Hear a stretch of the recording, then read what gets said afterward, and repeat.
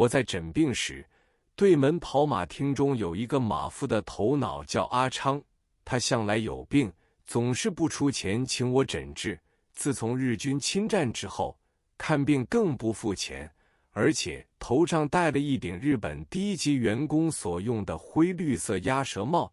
自此以后，我就拒绝为他诊病，理由是戴这顶帽子会吓走我的病人，所以我对戴这种帽子的人一律坚决拒绝。阿昌也奈何我不得，从此他就不来了。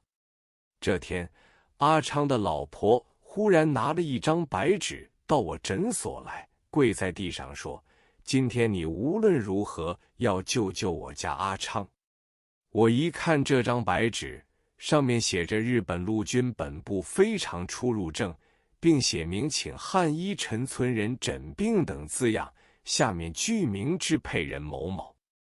我看了这张白纸，眉头一皱，不知如何应付，再三深思之后，决定拒绝，理由是跑马厅中有的是军医，何以再要找我？阿昌的老婆说，阿昌死亡即在目前，跑马厅中不但没有军医，连兽医都已调了出去。我说不管。阿昌的老婆也只好含泪而去。我心里虽然觉得太过残忍，但是因为我恨这般戴灰绿色鸭舌帽的小汉奸，所以不得不下此决心。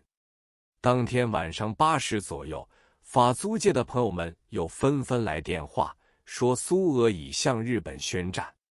这一个消息传来，我就觉得要和几个好朋友讨论讨论，大家相约在法租界霞飞路 DDS 咖啡馆会面，因为那个区域是俄国侨民的世界，借此看看他们的动静如何。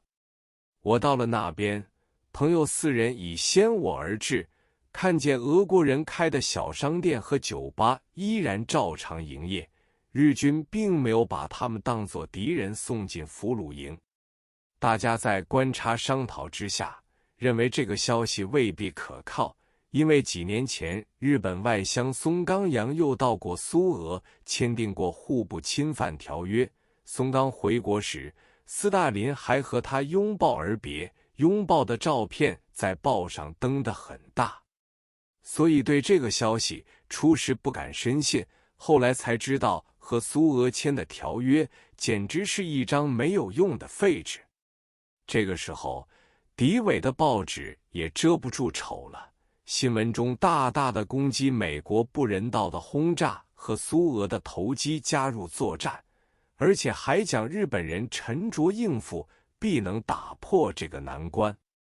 然而到了8月9日那一天，美国第2颗原子弹又在长崎爆炸。向来我对门的跑马厅侧门是终日开放的，而这一天重门深锁，好多日本人都在静安寺路口的正门出入。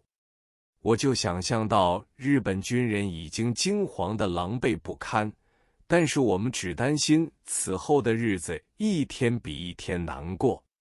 喜讯传来，不知所措，日军代表黯然退出受降会场。8月10日，上海的情况一如往日，因为那时节用电已从每月只限7度缩减到每月只能用5度，所以一到垂暮，马路上就一片漆黑，一般人不敢出门，恐怕治安上有什么问题。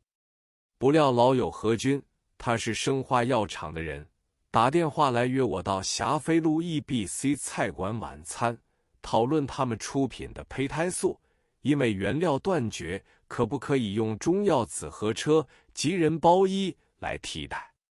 我勉强答应他5时半准到，吃到6时半一定要回家。他答应说好。我到了霞飞路，俄国人设的商店还是开着，马路上一片平静，苏联对日宣战的事毫无迹象可循。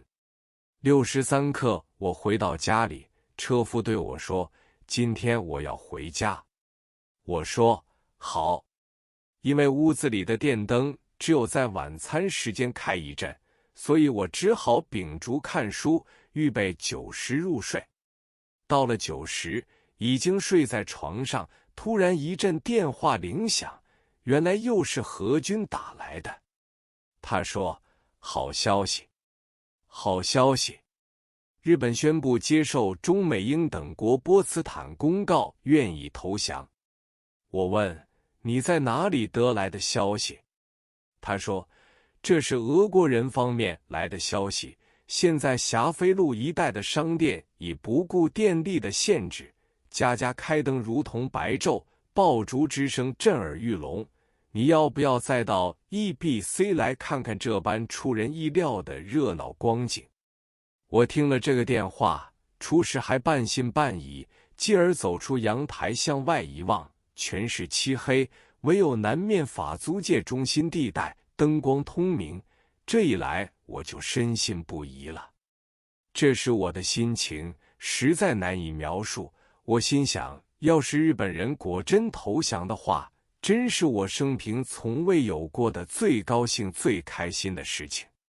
于是重新穿上衣服，告诉家人日本已投降，走到楼下，又告诉挂号先生和2个学生，他们也兴奋得像发狂一般。我说：“可惜车夫已回去，否则我一定要到霞飞路去看一看。”那3个人说：“先生，我们3个人轮流踏3轮车，送你到霞飞路去。”片刻之间，他们1人踏车，2人跟在后面飞奔，转瞬间已到达霞飞路。只见马路上人山人海，叫的叫，喊的喊，有些人在马路中心狂跳狂舞，还有许多俄国人竟然拿了酒瓶在马路上狂饮。因为人挤得太厉害，我的那架简陋的孔明车无法前进，只好下车自己去挤。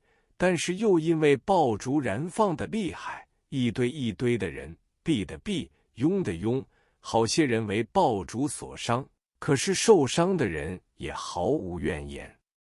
我和同去的3人也失散了，那架3轮车也被人吵挤烂了。我好不容易挤到了 EBC 餐厅楼上，这里早已被先到的人占满，店主人不供给菜肴，只是把啤酒一杯杯免费的送给客人饮，秩序之乱，无与伦比，哪里还找得到有人和军？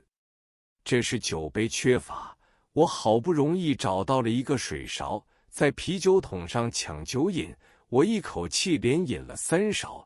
但是餐室内的人潮汹涌得很，一拥过来，我就被他们拥离啤酒桶，再想饮已饮不到了。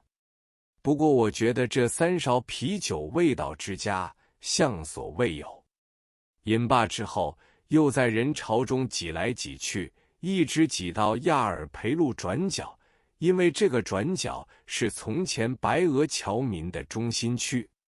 只见无数白俄人在马路中央大跳起俄国哥萨克舞和各式古典舞，一时欢呼叫好之声惊天动地。